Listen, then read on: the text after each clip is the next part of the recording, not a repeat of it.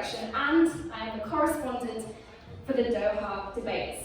I'd like to welcome you all very much to our very first live podcast recording that we're doing here at Sundance. Now, I am privileged to be sitting here soon in a conversation with journalist Ressa and filmmaker Ramona Diaz.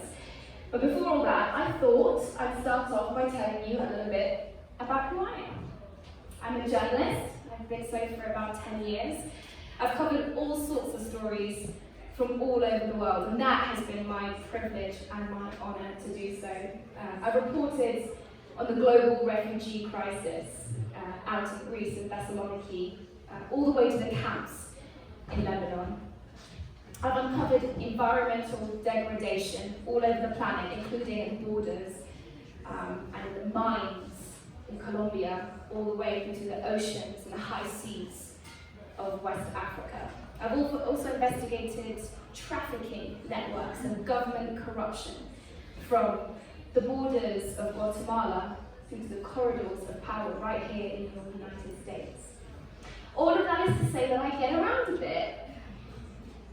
I try and tell stories and go to the places and hear the voices that very few people want to hear from or get to hear from. And all of this has meant that in the last 10 years, I've taken on a lot of that burden with me. As a filmmaker, as a journalist, often we all go out to these places. We meet people on the worst days of their life, and we hear the worst thing that ever happened to them. And then we pack up our bags, we get into the car, and we move on to the next story. And I did that for 10 years, and it was a lot. I got secondary trauma stress from it, and it's led me to think about things slightly differently. Cue Course Correction, this podcast I'm peddling to all you guys. Course Correction tries to do things differently in lots of different ways, but before I tell you about it, I want you to hear a little bit, so cue the tape. Sometimes the world's problems can seem overwhelming. Climate change, sexism, war. Turns out, there are people all over the world who are working to solve these problems. All I want to do is to find a solution. How we can bring clean drinking water to my country. We are going to focus on what we can do today to make the world just a little bit better. Subscribe to Course Correction from Doha Debates, wherever you get your podcasts. Now, a lot of the work that we do out in the field as investigative journalists, as filmmakers, involves trauma, stress, and being in high-pressure situations. But once the cameras stop rolling, I feel like there's more that I should and could be doing so many times, but I've got to move on to the next story. So this podcast, this is different. This is a moment that I've chosen as a journalist and as a human being to take action, to challenge myself to do things differently, to be part of the solution in a way. And so the challenge for this episode of Course Correction is to stand here on the stage in front of all of you guys and have a really difficult conversation about my job, about who I am, and to do that with someone that I respect, I admire, and I'm honoured to call on stage. She is here with a brand new documentary premiering at Sundance, which I will be talking to her about later. But before anything else, I'd like to introduce Maria Ressa up onto the stage. Maria.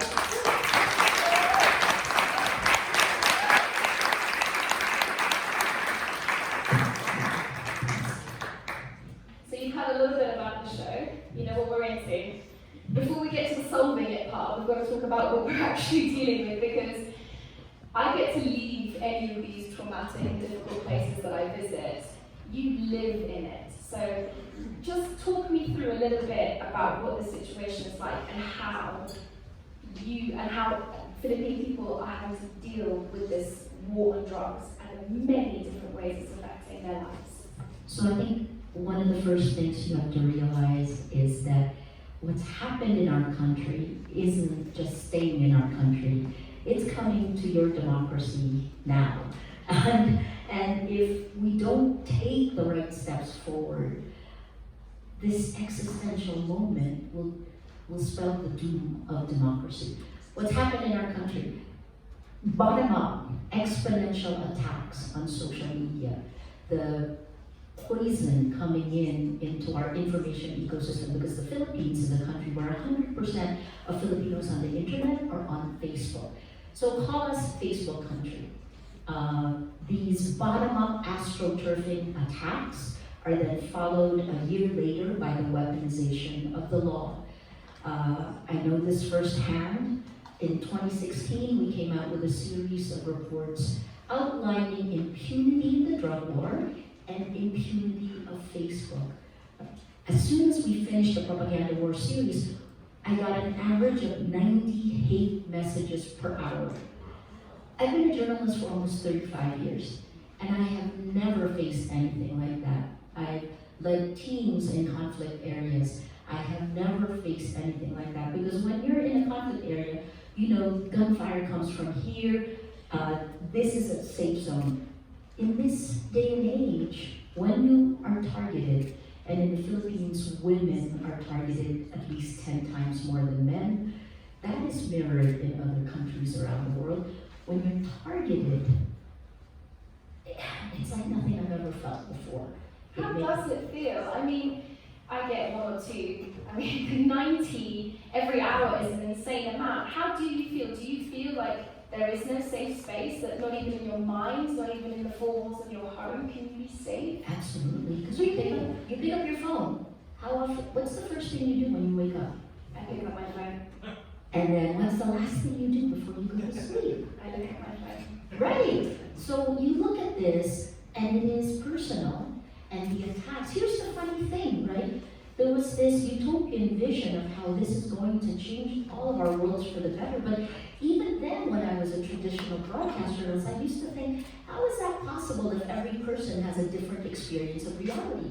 And that's precisely what we have. So guess what? Here's the other part. How does it feel? When you're the one under attack, no one else knows what you're going through. You're isolated, and all people can see are the ripples of the attacks against you. And they believe, because it's like a bandwagon effect, this astroturfing that happens, people really believe it.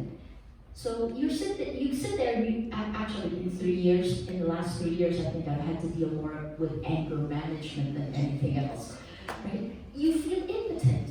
You can't do anything. And then so I just realized, Do you feel lonely in that sense? It's not just me, it's Rattler. I think I'm lucky in that I'm with a company of other people who have gone through it. And you know, we joke, because Rattler's only about 100 people. There's maybe 20, 25 of us in editorial, and it's almost like we formed our own Alcoholics Anonymous, except it's for social media, right? In 2016, in August of 2016, the attacks were relentless. And imagine, I had we're 100 people total in the company, and the median age is 23 years old. Wow. So I have a thick skin because I've been around a long time. But I'm worried about our younger reporters, our social media team. 63% women, did I mention that? So we actually, in the end of October 2016, I sent all the people being attacked for counseling. Except guess what? The problem was so new that our counselors didn't know what to do with the astroturfing attacks on social media. So then we had to find Dark, then came in to help train the trainers.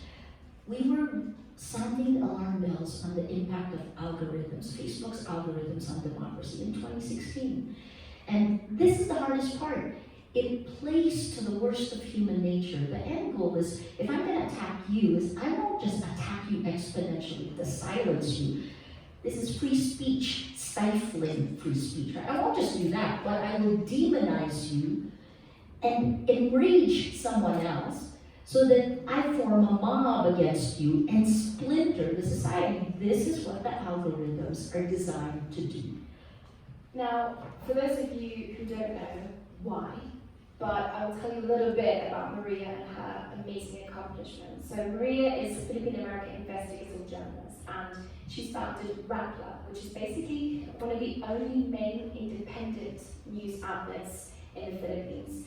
She's currently, as of now, risking everything, including her own safety, to fight for press freedom, to fight for free speech, and to fight against disinformation in the Philippines now. Maria is here because she's featured in a Sundance Premier documentary, 1,000 Cuts, and we will be speaking also to the director and filmmaker shortly. I want you guys to listen intently to this conversation because I will be coming to you for questions shortly. You'll get your turn, but before that, I'd like to continue with my questions. Now, Maria, I'm going to talk to you about Facebook, about what it's like to be a woman in this industry, about journalism itself. But let's start with a very basic question. You were in a precarious position, well, you were in a strange position really, because you sat with President Rodrigo Duterte before he was the president, and you saw the man that was then to become this entire global phenomenon. What changes did you notice in him before he came to power and then when he had power? What was that like? I will say he's been very consistent, but the shift to power then added another layer of arrogance, right? I mean, the president, so you have to know I interviewed him in 1980s, in the late 1980s. And when we first sat down, he's been mayor of Davao City on and off since 1988. So when I sat down with him in the end of 2015, because there were rumors he was going to run for president. And on the Lord, we didn't really plan it. We sat down and I had to say the man was a refreshing interview because who would admit on camera, candidate for president, that he's killed 3 people? It was astonishing to watch. Astonishing. I can't imagine what you felt like as a journalist in the room hearing that at that time. I had my face, like the way I'm keeping it now, and nodded and asked more questions, right? He was extremely candid. He said, I'm telling you, if you ask me, I will kill, right? He said it. He promised he would kill, that he would fill the bellies of the fish in Manila Bay with dead bodies, right? He essentially said all of these things. Did I think it was true? He had a history of questions of human rights violations, as he pointed out. It's never been proven. But the man from Davao City all the way to President Duterte in his 3rd year of power, I will say that here's the impact that he's had. Not only is the drug war extremely brutal, right? And you're talking about the police themselves admitting they killed at least 6,000 people. That's what they admit to killing. Human rights groups say it's at least 27,000 people in 3 years. Drug war. A climate of violence and fear that has essentially collapsed our institutions. The Philippine government is patterned after the United States. We have a Bill of Rights, we have the balance, the kind of checks and balances. These are gone. He's probably the most powerful president we've ever had, even after 21 years of Ferdinand Marcos. This is the country that coined people power, mind you. And we're now in the process of building a new kleptocracy. Maybe I should watch what I say. He's very, but I'm telling you, I mean, he's obsessed with you. That's one thing that's easy to see in the film. The way he watches you, the way he talks about you. That's Ramona's fault. That's not just me. I think he's scared of you. I think he's scared of what you represent. I think he's scared that you're a woman. I think he's scared that you won't stop, that you're relentless. You have a line that you say again and again in the film, which is that you are the front line. And you hold the line, right? Hold the line. Yes, because in the end, I have nothing against President Duterte. It isn't personal for me. I'm just doing my job. And it's the same job I've been doing for more than 30 years. I'm not going to change. And when he pushes and takes away rights that are guaranteed in the Constitution with impunity, we're not going to stand by and say that's okay. Speaking of impunity, he's attacked you not just verbally, not just in tweets and via social media, but you've been arrested twice in the past year alone. You've been charged with tax evasion, with violating foreign ownership laws, with things to do with grappling your company. You've been set out on bail more times than I can count. So this isn't just a government or a president who's attacking you on social media. This is a real threat to you. Yes, and I have never felt anything like this. It's unimaginable. On a few minutes before Christmas Eve, my lawyer, Amal Clooney, sent me an email saying, oh, we found another 20 years, an extra 20 years you could go to jail. So technically, I could now go to jail for a maximum of 83 years. I'm not 83 years old, right? So I don't know what to make of it except to just lump it. It's a Damocles sword. The whole thing is just meant to silence journalists, to silence people who question, to silence anyone who tries to hold power to account. And, you know, for better or for worse, the baton was passed to me at this time, and I had no choice. We had to hold the line. So you feel the weight of history. I think we're on the right side of history, and we need to stay on the right side of history. That's why we hold the line. And if we had buckled, then everything that I had lived in my life is a lie. It's very easy to have standards and ethics, values and principles, if you're not tested. It's when you're tested that you really define who you are, and in that sense, thank you for giving me clarity. There is a silver lining to everything, right? Tell me about the solution, because that's the whole pitch of the podcast, and I swear I'm not seeing it right now. There has to be. And for us, it's holding the line is the first step. I think we're in this whole process of creative destruction. The information ecosystem it's actually facts that's at risk. When the gatekeepers moved from the journalists to tech people, social media, American social media platforms, they actually built systems where lies laced with anger and hate spread faster than facts. As a journalist, you learn your entire career how to make facts interesting because it's really boring.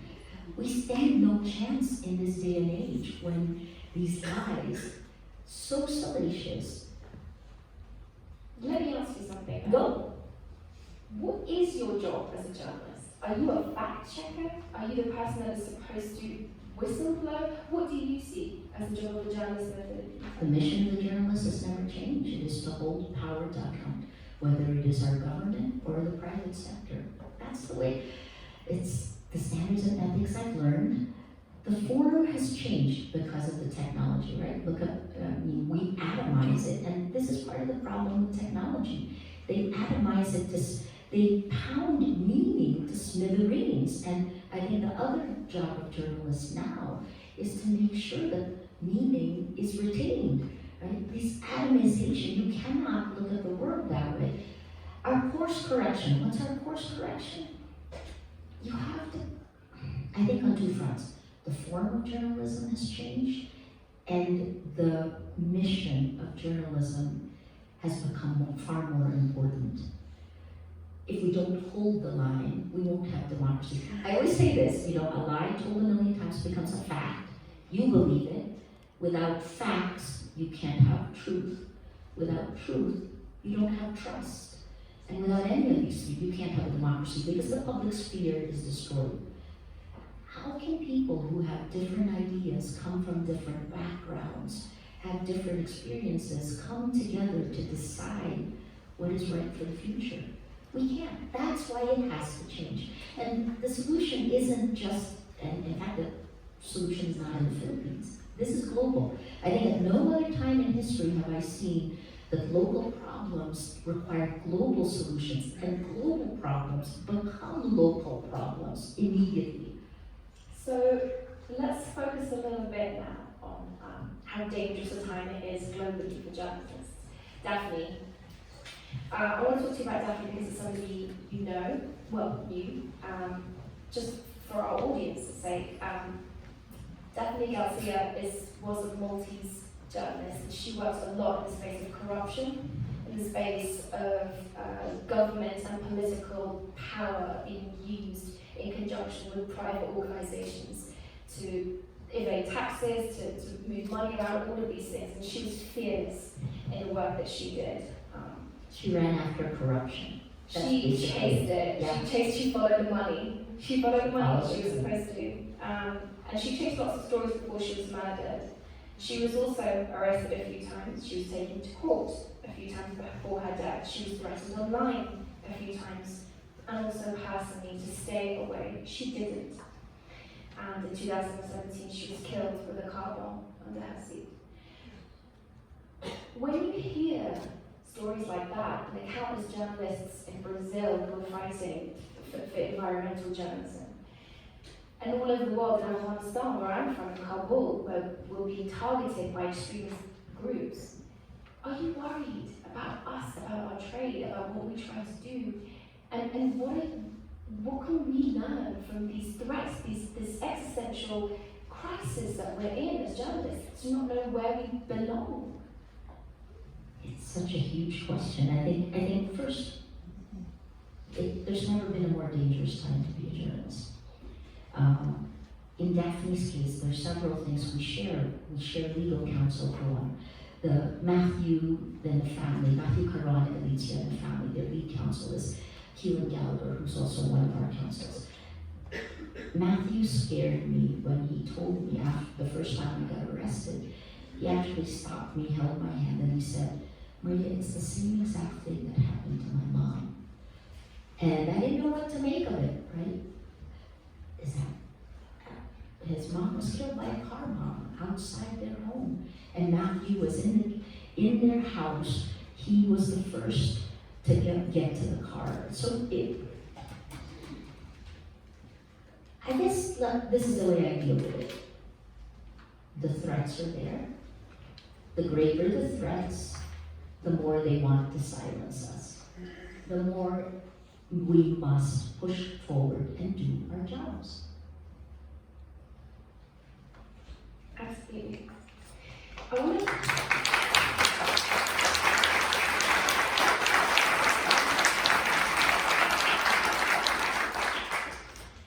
Facebook. I'm obsessed with Facebook. I'm obsessed with Twitter. And you're on both. You seem to like it too. Why is Twitter useful to you? Rappler is a startup. We turned 8 years this year, but when we founded Rappler in 2012, we used social media. So we drank the Kool-Aid. I believed in social media for social good. Part of the reason 100% of Filipinos on the internet are on Facebook is partly because of Rappler. We grew exponentially. We're the top online-only news site in the Philippines. So I know it is an enabling, it could enable good, right? We used it. The Philippines in 2012 was also the third most disaster-prone country in the world. We have an average of 20 typhoons every year, and we used social media as a bottom-up way of coordinating disaster risk reduction management, of alerting people. If someone needed rescuing, we actually came out with a hashtag RescuePH, and we built a tech map that we gave to the government. That map will show you these areas of vulnerability, right? I was hoping we could use technology to jumpstart development, and we did until 2015. And 2015, I point to that because that's when Facebook came up with instant articles, lured all the news groups into Facebook. Facebook is a frenemy. It's a frenemy. I don't want to get rid of Facebook, right? I don't. Because I think there was something fundamentally good that they lost. There's something creepy about Facebook in the Philippines. Yes. I'm sorry, it's something sinister. Because Facebook in the Philippines is quite unique. For example, anyone in this audience wants to get on Facebook in this room would either have to have bought a data plan or be on Wi-Fi. In the Philippines, you can access Facebook for free. At any It's called time. Free Basics. There's an app that Facebook developed called Free Basics. And Free Basics allows you access to a limited number of websites. Now, Mark Zuckerberg says that he is hoping that Facebook is the free speech platform. That's what he touts Facebook as. I have my reservations, and so did the entire nation of India when they went out onto the streets and protested en masse to get this app out of the country. Because the press rights activists, free speech activists were all worried, Maria, that this was going to create a situation where the internet had two tiers, for the rich and for the poor. And if you're poor, you get this Facebook basic app. And if you're rich, you get the wealth of human knowledge. So first of all, talk to me a bit about what you think about the two-tiered internet system, and then about, do you see Facebook as a free speech platform? Oh gosh. So India was far smarter than us in the Philippines. I was actually there when they were debating that, but we had just set up Rappler, and we were one of the two companies Facebook chronicled. We were on free basics, so like I said, I drank the Kool-Aid. Facebook in 2012 is extremely different from Facebook in 2016, right? I talk about 2015 as instant articles when news groups came in, but it was barely 6 months before you felt the impact of that instant articles. Duterte was elected in May 2016. A month later, you had Brexit. Then you had all of the different elections. The dominoes began to fall. Trump in November, the Catalonia elections, Bolsonaro a few months later. You can see it all the way. In the Philippines, because of free basics, it's far easier to manipulate people on Facebook. They just use the headlines. If you want to actually click and read the article, you have to pay, and very few did that. Our mass base couldn't afford it. So, is it a platform for free speech, Maria? it's not. It isn't. Right now, it's a behavioral modification system, and not just in the Philippines, globally. This is where it has advanced its advertising micro-targeting to the point that it is existential. It's dangerous to our health as people, as societies, as democracies. So it isn't free speech. In fact, in the Philippines, free speech is being used to stifle free speech. We've chronicled 6 different waves of disinformation networks, headed by officials affiliated with the government, headed by government officials, right? So no, not at all. So why is Rappler still on it? Why do you still actively participate in something that you deem to be stifling free speech? Because this technology has the potential to be far more. But in the hands of Mark Zuckerberg right now, it's become evil, right? So what do we need to do? Well, like I told you, we're frenemies. We're only one of 2 fact-checking partners. We fact-check the content. Once we find the lie, we look at the network that spreads the lies. That's more important. Treat them like terrorist networks, right? Social media platforms have learned how to deal with terrorist networks on their platforms. But we should be looking at these in the same way, because disinformation networks, the ones in the Philippines, connect bottom up to the Russian disinformation networks. This is global in scope, and Facebook, Twitter, YouTube, to varying degrees have enabled this. So the rise of authoritarian populist leaders, this isn't a coincidence. The division and polarization of societies across the board where social media is, this is by design. So I'm hoping that by working with Facebook, by working with these platforms, they can see the impact they're having. We are mirroring it back to them. I'm foolishly naive in saying I believe in an enlightened self-interest. But look, you guys in the United States, you should push for better behavior, right? We need legislation now. I mean, even Facebook says we need legislation, and that legislation should look at how our data is owned by companies instead of us owning our data ourselves.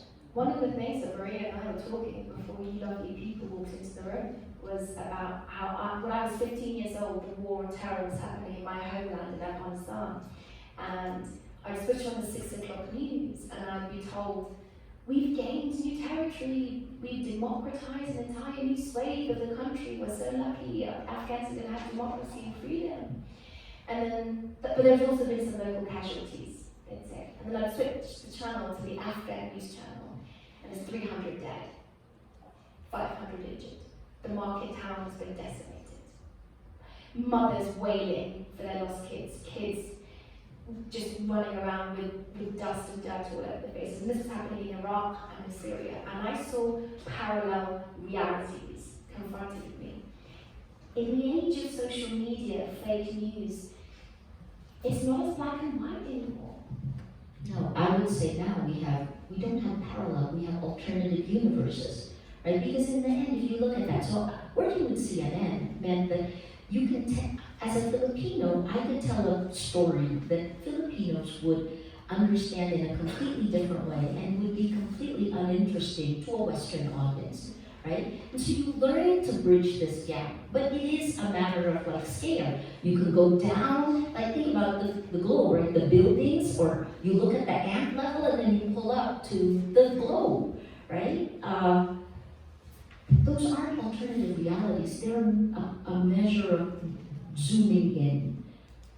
Alternative realities means that you can say we have 10 bottles of water, I can stick to 2, but if you say it 1,000,000 times, you will win, even if the reality is different. Fractured realities will kill societies, right? And this is the thing I don't understand. This isn't a commercial problem. Integrity of information is crucial to have integrity of markets, integrity of elections. None of this will happen if we do not agree on facts. Thank you, Maria. Okay, I'd like to take just a minute to explain why we're even doing all of this as Sundance. And that's because I'm very excited, as you won't know, to be letting you guys know that there is a movie that follows Rappler and the struggle for its very existence and survival. This movie was created, directed, filmed, travelled, and been promoted by Ramona Diaz. So without further ado, I'd like to invite onto the stage the director of 1,000 Cuts, Ramona Diaz, please.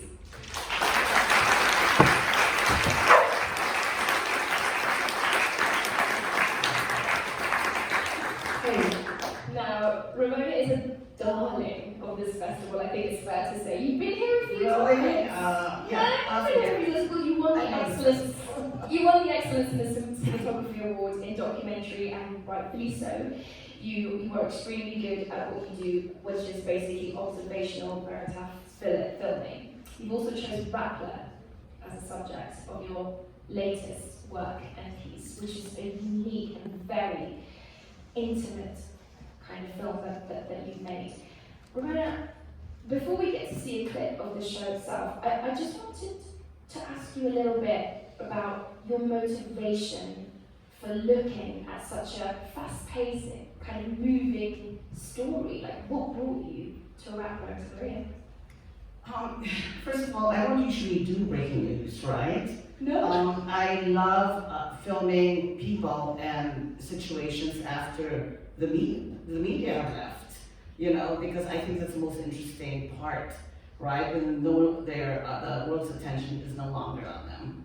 But in 2016, when I was finishing my previous film, Motherland, which was here in 2017, the drug war was happening, and then my Facebook, and all roads lead to Facebook, right? Because my Facebook feed was started getting populated with these horrific images of the drug war, and I started seeing them. And I was poised to transition to fiction. I was ready to do my fiction film after Motherland, and I'm like, oh my God, the drug war. Oh my God, Duterte, right? It's like, oh my God, do I have to make a film about Duterte, right? Because I built a career on telling stories about the Filipino and the Filipino-American experience, really largely to a more global audience, right? So you feel the draw of this story, and so I had this idea, a very broad idea, of making a film about Duterte and the drug war. I didn't really know how I was going to tell it, but by I think end of 2017, after Motherland had rolled out, I was in Manila and I started talking to people from Rappler, talking to people in the opposition, and also close to Duterte's inner circle, and just figuring out how I was going to tell this epic story. And I thought I wanted to tell it through the people who covered the night beat in the drug war. But when I got on the ground, I think I realized a lot of people have that idea, right? And since then, 2 films have come out. So I figured, okay, I can't do that. Let me think of some way out, some other way. So you filmmaker thinking on her feet. You're out there. You've got to come back with a film. Yeah. And then, of course, I thought, the press. And then, of course, Maria was the loudest voice speaking up against Duterte. And I met Maria. And, Do you remember meeting her? What? Do you remember what it was like to meet her? Well, if you have to understand, I've known Maria for a long time. There's a story that... She refused an interview with me when I was still CNN, for the record. Sorry. Yes, I did. Long story. Okay, I'm gonna, okay. In 2004, I made a film about Imelda Marcos, which was actually here at this festival.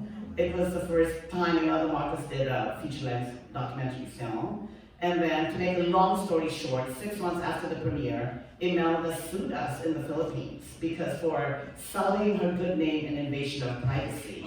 So the distributors asked me to come to Manila on my way to the Sydney Film Festival to appear in court. So I go to Manila begrudgingly because I really didn't want to face Imelda Marcos in court. And wow, we really diverged. Anyway, I didn't. I'm trying to pull you back in, but... And then I land in Manila, and the publicist says, all these people want to talk to you about the film and the case. And I thought, wow, Maria Ressa on CNN. You have to understand, she was the face of, CNN in Southeast Asia. Like, she wants to talk to me. And then the publicist says, well, it's just some questions about the film. Yeah, she's really generalizing. I'm afraid she could be doing her job. I know, I don't want to litigate the film. I just want to talk about the court case. So I said no. So the first time you met, you were basically apologizing to her? No. The first time I met, so 14 years later, I'm in her office saying, oh, can I make a film about you? I thought, I hope she doesn't remember, but she remembered. Of course I remember. And I'm like, was that me? Yes. So I had to explain that I didn't really want to litigate the film. Anyway, whatever. She can't go back at this point. So the takeaway is you never know where life takes you. Yeah, so I refused an interview with Maria Ressa is a result of that. Before we go any further, I want to show you guys, so you can hear a little clip of this fantastic film about Success. What do you know about the Bongo interview? Sir, as far as we're concerned, we already addressed the issue of fairness on that article. Can you just answer please the question? No, hindi kita maintindihan. By the way, na masasabi ka ng totoo nag-interview kami. And if you can find, I will ask Bob to resign tomorrow. Work on it tonight. Let me know tomorrow and I will fire him. If he did intervene, even for 1 hour. Kasi hindi na rin pa yung article ninyo. Maligaya tayong gawin nyo sa kapwa-tao ninyo yun araw-araw. Just because you have the power of press freedom, you are a Filipino who was allowed to abuse our country. And you are an active participant of that. Iyan ang mahirap. In the name of the Holy Grail of press freedom. Yung anong kaso niya? Gago ka. Yung inyong mga reporter, they will be allowed to criticize us. But you go to jail for your crime.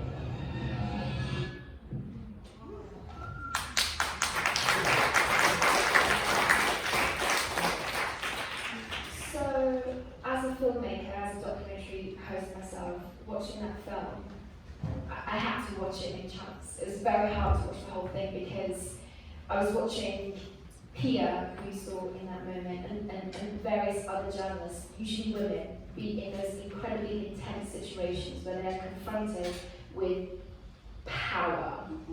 And they are called crazy, they are called insincere, they're called fake news, and they're told that they're going to be going to jail. Just witnessing that, Ramona, what was that like, filming all this, capturing this unimaginably intense scene? That's actually archival footage. But of course, when you watch it, it has the same effect, right?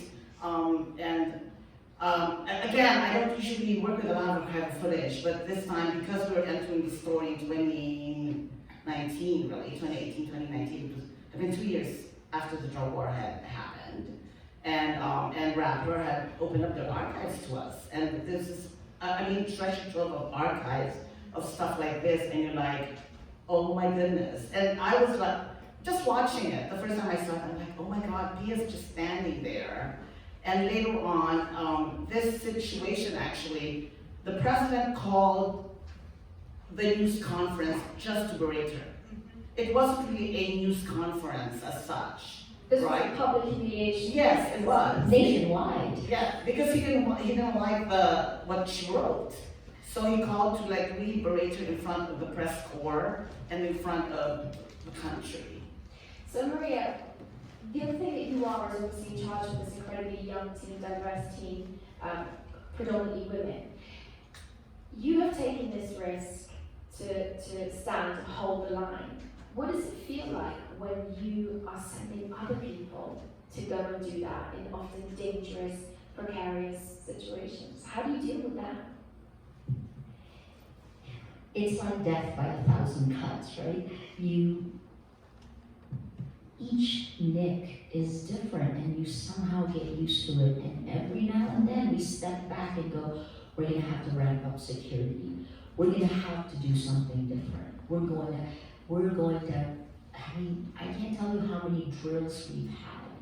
You know, when Pia was banned from the palace, the reason why she was able to whip out her phone and go live is because that was drilled 2 weeks before, right, for all of us. So these are things, you expect the worst, you hope for the best, you work with your team. Like I told you, there's always a silver lining, right? The silver lining here is, when I was managing a news group of 1,000 people, I knew the frictions of an ordinary news group. Rappler has no friction. Everyone is focused on the mission and the extremely supportive, inspirational environment that we have. Because the older folks, the founders, the 4 of us, 4 women who are all in our 50s, late 50s, they call us manangs. Manangs is like, what's the translation? Elders. Not like elders, like older sister. There you go. Like older sister, right? So they call us manangs, but we know enough of the past so we kind of chart a path.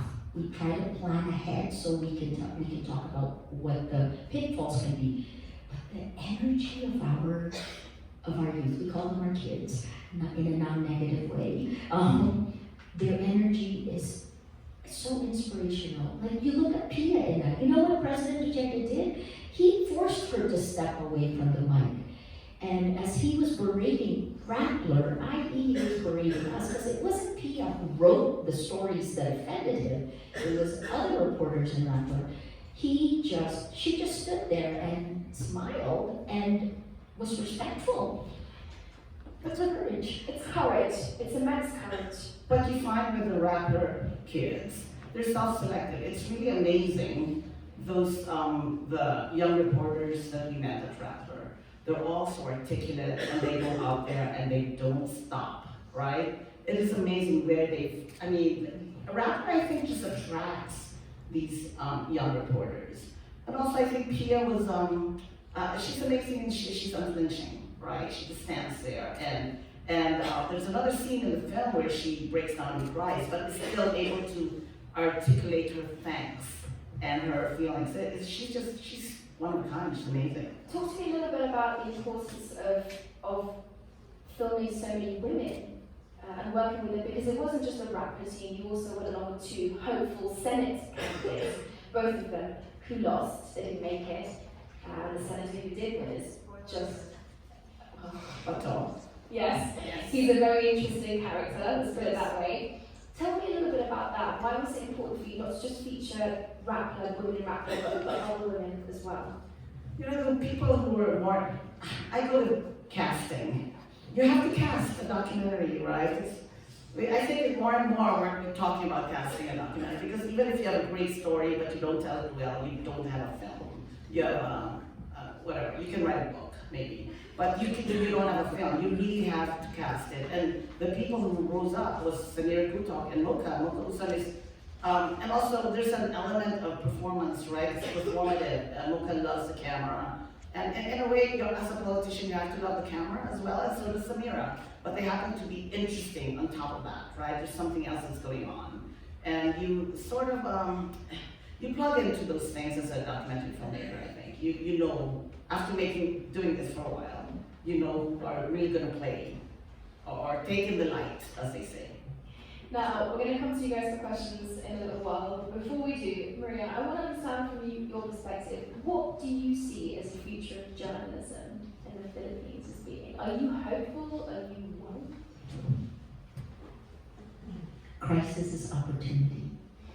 I'm not the first to say it, and I think that's where we are right now. That's why what we do collectively matters now, and why we at Grappler are determined not to duck, to do the right thing to help the future, not just of journalism, but of our democracies. It is an existential moment, right? And I don't think the tech platforms or even Duterte set out to be the villain. I don't think Hitler thought, I'm a bad guy. Sorry, I didn't mean to go there. I think we have to find our way out of here. What we've seen is the destruction of our information ecosystem. Now we have to build. And in order to build, you have to be hopeful. So absolutely, I'm very hopeful. I feel very thankful and humbled to be given a chance to help, right? That's the other part of this. Ramona, what about you? Watching all of this happen, Maria is steadfast in her hopefulness. What do you see as the future being? Gosh, I need to be hopeful, right? And I think my making this film is my articulation of that hope. Otherwise, there's nowhere to go, right? And you also see it. You also see other people starting to come to the defense of Grappler. Slowly, you know, but surely. So I'm hopeful. I want to talk a little bit about the filming process. So much of the time you're out in that field and you're following these journalists and you go from crime scene to crime scene, from murder to murder. What was it like filming and going from trauma to trauma? I mean, I've done it, I did it in El Salvador, trying to follow the gun and drug trafficking that was happening there. It can all be quite a lot to experience. How do you separate what you're seeing, the lens, and yourself? You know, you can't think about it too much while you're doing it, because otherwise you don't do it, right? I mean, you really in your head say you have to do it, right? And of course there is fear, absolutely. And of course I also fear for my crew because they're local, and so that was a conversation with the crew as well. Do you want to be part of this? I leave, my directors of photography leave, but you stay. And all of them stayed because they said, no, this is the right story to tell. And you know, and I always imagine that as a documentary filmmaker, I would, if in 10 years, will I regret it, not telling the story? I definitely will. So the sort of the imagined regret really outweighed any fear.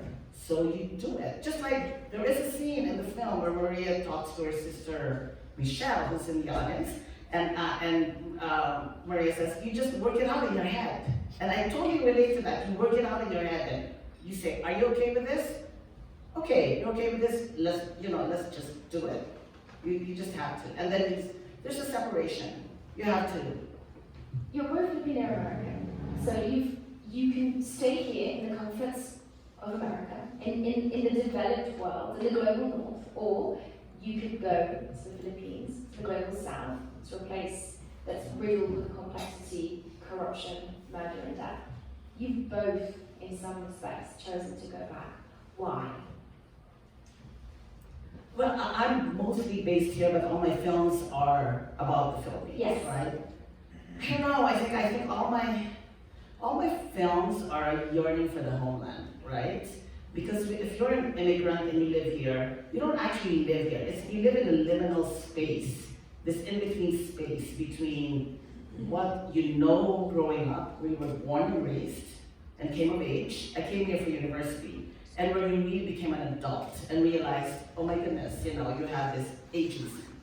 And that's why I think I keep going back, because I also like to, it's explorations. My film are explorations. I like to explore what's happening back home and try to decode it for a Western audience. That's what I do. two points. I think the first is the reason why Ramona had such, she had access to everything. She knew more about us. She can finish a sentence that I will, I can. And the reason we gave her that access was, one, she's extremely persistent. You can't close the door on her. She's like water wearing down rock, But the other part of it is, her being Filipino-American, we agreed on one thing, that it matters how and to whom we tell the story. That's why I was with CNN for 20 years, right? You have to translate stories for different audiences. And where does it matter most? Who can act to fix the problem? That's one. The second thing is, for me, when I turned 40, I told myself I was going to choose home. And I chose the Philippines. That's when I left CNN and I came home to the Philippines and headed the largest network, the news group there. And that's where I learned to manage 1,000 journalists, right? I thought I was old enough to have real experience, but young enough to still want to make a difference. I was going to retire in the Philippines. Look at my choices, right? So it's the United States, the West. In many ways, I looked at these structures as societies that had already been formed and in a way were falling apart. Did that make sense? When I made that choice in the Philippines, I saw a possibility that we could build something better. And after 20 years of writing about what everyone else was doing, I wanted to help build. So it's heartbreaking to see. Anyway, What's heartbreaking? the promise of people power. I became a reporter in 1986. CNN helped. My first boss who hired me is here, Ethan Jordan. When he hired me, I was a kid. I was like Pia. And 1986 was the promise of democracy. We coined people power, that peaceful transfer, the peaceful revolt. And I think our democracy fell apart because of Silicon Valley decisions. Sorry, I'm not blaming everything on the West, but that was the beginning of the end for us. I think President Duterte may have been elected, but we underestimate the impact of social media. And if you haven't yet seen, look at these other films, The Great Hack, Social Dilemma. There's more coming up. You are being manipulated, and we must stop the micro-targeting. I want to hold you here in the space just a little while longer. Have some water. Thank you, sorry. It's almost as though by leaving America and going to the Philippines, you are fixing a problem that you feel that has been created here and exported to so many of the global south. Tell me a little bit about that. How do you hold your Americanness and what it does to the world and your Filipino-ness? I think when you come from more than one culture, you realize automatically when you're very young that there's more than one way to look at anything. And in a way, when you grow up as an outsider in the West, they're great skills to learn as a reporter. It sets you up. And journalism allowed me to ask the questions and to look at the power structures, to try, whoever wins normally tells history, right? History is told by the victors. Look, we had a whole revolution in the Philippines and it was called the Spanish-American War. That was the Philippine War for Independence, by the way, in other ways. So for me, it's important, and I think what the three of us have in common is we can bring other identities to this melting pot in the West. And I think that in general, people want to be inclusive. I think people are generally good. And what the technology has enabled is an evilness that is for sale. It's like putting the devil and angel on your shoulders. You listen to the angel, and that's been there for a while. You have to be politically correct. You can't be a misogynist publicly. But yet the devil has gotten far more amplified. And so if you're afraid of an Afghan or a Filipino taking away your job, and you're afraid because you're not making enough money, that devil on social media pounds that until you erupt in anger. This is what polarizes our society. We don't stand a chance. This is why the technology must change. Maria Ressa, Ramona Diaz, thank you so much for talking to me. It's now time to throw it open to our floor. Can we have a round of applause?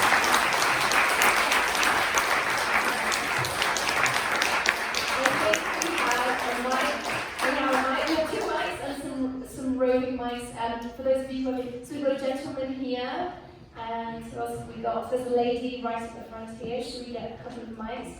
Do you want to go with your question or comment and let us know who it's for? This is for Ramona. Ramona, your film in so many ways defines the term compelling. You have a compelling subject, and you tell the film in a compelling manner. My question is, the logistics of filming two sides of an election have to be amazing. But the question is, what's it like when one half that you're filming is capable of doing anything at any moment to basically just tank everything you've done? How do you live with that, or how do you cope with that? How's your crew cope with that? I had, so on the ground we had two crews covering, one was really with Maria, and one was covering, traveling with President Duterte and Sara Duterte down to the south, right? And I would go back and forth, and you get schizo, right? But it's like, and then, when you're in that world of Duterte and all his supporters, it's, I realize I'm in a bubble, right? You do realize that you're in a bubble, but sometimes you tend to, wow, maybe, okay, why are they cheering when he's talking about his penis, right? I mean, why are they doing that? So you try to understand that. I feel like I have to explain. Oh, yes, for those of you, yeah. So, the president of the Philippines is quite phallic in the way he expresses himself many times, and he will literally talk about how virile he is, as a way to kind of express his machismo. So this DDS, this army that Duterte has, is just claps along when he's talking about his actual male prowess. I'll leave it at that. And it was very tiring to be around that energy, and I found that when I left it, no, it was, and then when I left it, and then went back to Manila, and went back to Ramona, I was so tired, and I thought, why am I so tired? Because it is that kind of really, anger, it is anger and fear, and that really saps your energy. I didn't realize that until halfway through filming, I'm like, why am I so tired? Well, of course it is tiring to film, but I was even more tired, right? Because I think it's anger and fear, and you feel it's palpable. But we knew we had to be there to record it, to bear witness. It's a very tough job, and it must be really difficult to actually traverse those two different lines. Can we have the lady here with the question? Most people don't know that the Filipinos are all over the world working. A lot of healthcare workers, shipping workers, all kinds of things. You touched on a little bit with your own story about how does that impact, families need social media, I'm sure, just to stay family, but also the information that they bring in through their work environments. How does that impact this subject in terms of both news as well as familial tie? So you're talking about the overseas Filipino workers. Yeah. Do you want to take that one, or Marie? I made a film about that actually. It was Yes, another film called The Learning. But you made She's on Twitter. Yeah. She's not even bothered. Go ahead. No, I mean, we actually went, and it doesn't end up in the film, we actually went with Mocha to Hong Kong to meet with overseas Filipino workers, because a lot of the overseas Filipino workers are Duterte supporters, because he was talking to them, especially when he was campaigning, right? Because obviously, when you go abroad, you gain resources, you send it back to your family to build homes and stuff. So he was talking to the people who had something to lose now, right? He was telling them, I'm not going to keep you safe. I'm not letting you go back to poverty. And anyone who does that, I'm gonna, like Patricia says, it's revenge, right? I'm gonna keep all the resources we worked so hard for safe. From whom? The elite, right? The media, because you know the elite own them, so I'm gonna keep it safe. He was really talking to them. That's why he got a lot of support from the overseas Filipino workers. But I did make another film about them specifically. It's called The Learning.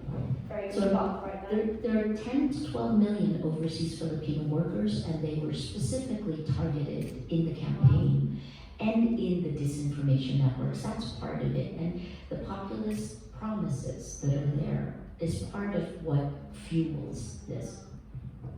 Do we have any more questions? So the gentleman right there who's shouting at me. And anyone else? And this gentleman right here at the front. And we've got a lady here later on. So, yes, go ahead. Hi, my name is Bernie Garcia. I'm an independent filmmaker. Now, I love what you did for animal rights in Vietnam. That's I'm a big fan. One of my producers is British, so yeah. God bless you. So my question is, my best friend and frequent collaborator, Joe Calderon, was a first generation Filipino American, one of the best editors I've ever seen. What can we do as outsiders to help support Filipinos in their strive for justice? It's a very good question. Maria, do you want to take that? So first, I will do a shameless plug to say one of the ways we've survived this crisis is through our community. We created, this is our first membership program for Rappler. We call it Rappler Plus. And so, for example, our debate, our experiences in Sundance, the questions that we face, they get this experience with us first, Rappler Plus. The second is, please run after social media platforms. While Americans may have the ability to drop it completely, we can't, because the other part is that we are trying to build a democracy after decades of, it's essentially, it's after decades of feudalism and patronage, right? We have the facade of democracy from the West, but it is only a facade. So social media this is the reason I'm not letting go. I don't want to throw the baby out with the bathwater. Do we have a question over there before we go over here? Yes, and then we'll come to you. Fascinating conversation, very much appreciating it. I know it's just the beginning, it's not the end. There's so many things we can look at here and there's so many things we can talk about. Some of the words that really popped out to me, I was hearing about how you're offering these counseling services to your staffers at Rappler, and I think I've been thinking about a lot about health and healing recently, and so I think about how can we support healing and health for everybody, and then I heard the word evil spoken on this stage too, so I think about good.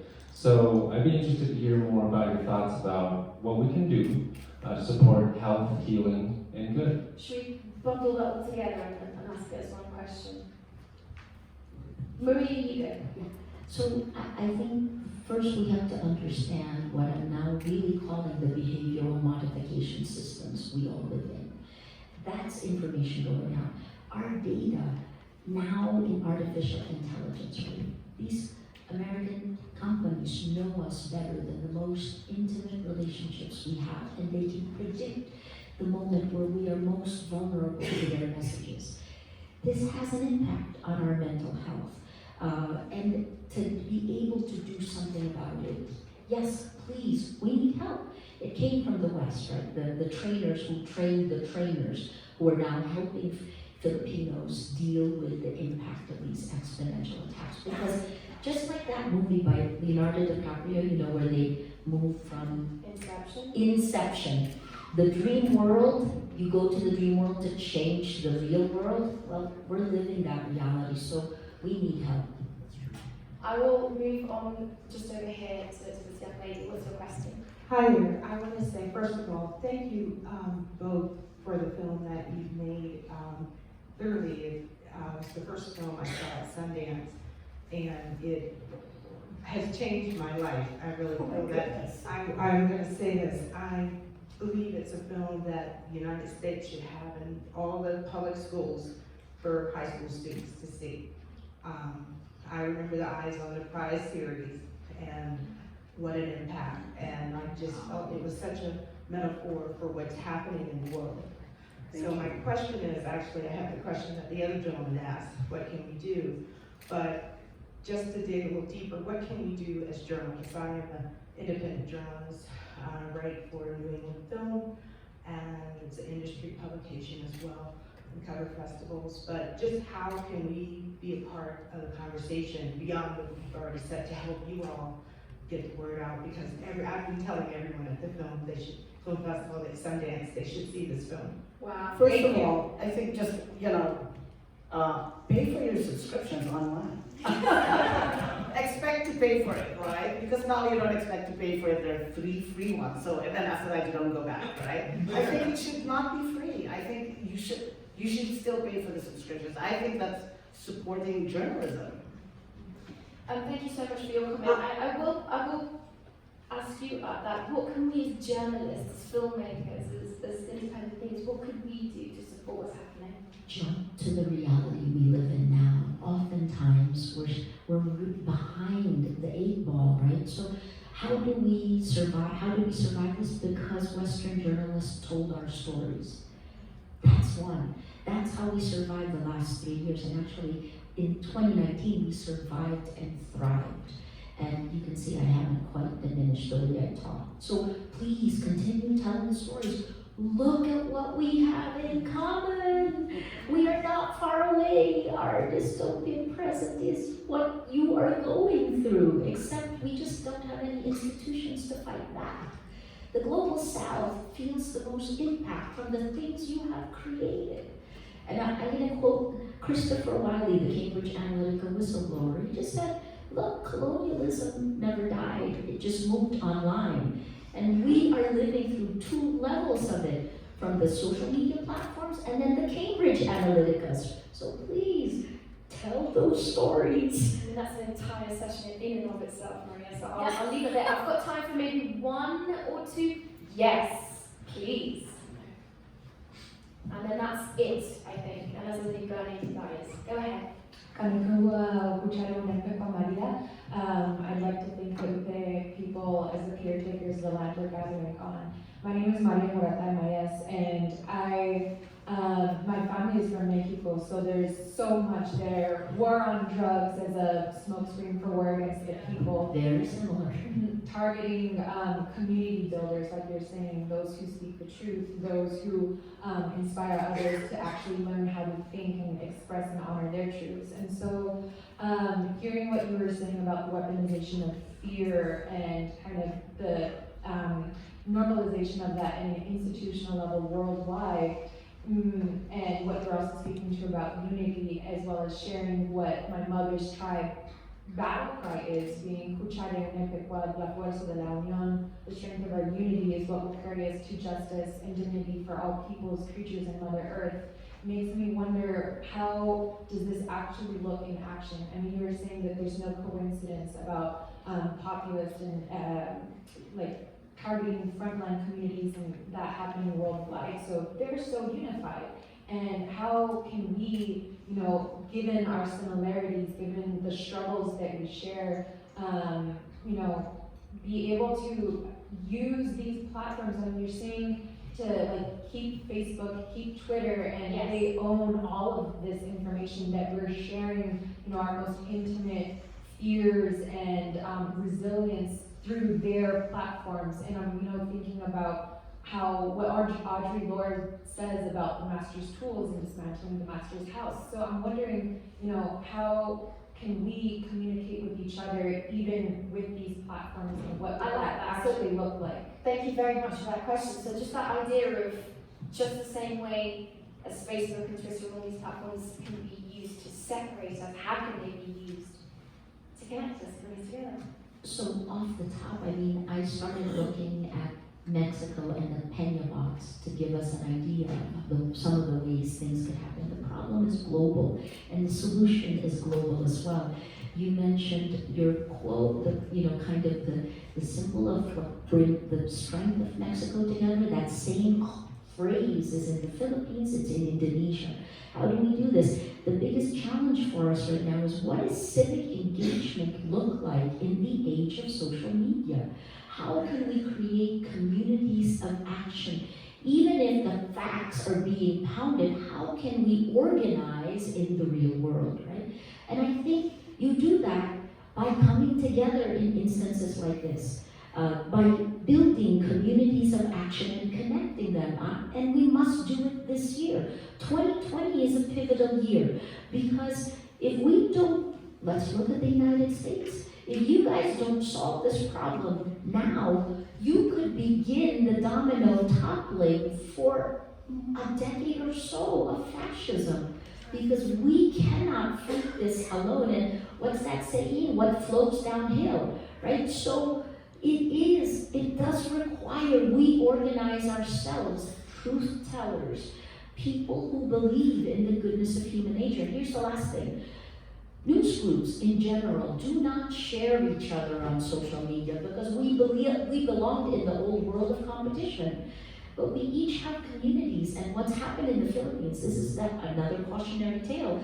The news groups have been pushed to the sidelines, while the center of our information ecosystem on Facebook is occupied by 6 different waves of disinformation networks that connects to a global Russian disinformation system, right? So I'm saying this is the moment. So let's exchange cards. Let's try to build our communities in our areas of influence and connect them. And with that, I would like to thank so much our wonderful guests, filmmaker Ramona, Diaz, and journalist Ressa, for being here and talking with me on the Course Correction podcast. And I'd finally like to thank you guys for being here and making it such a success. Thank you all.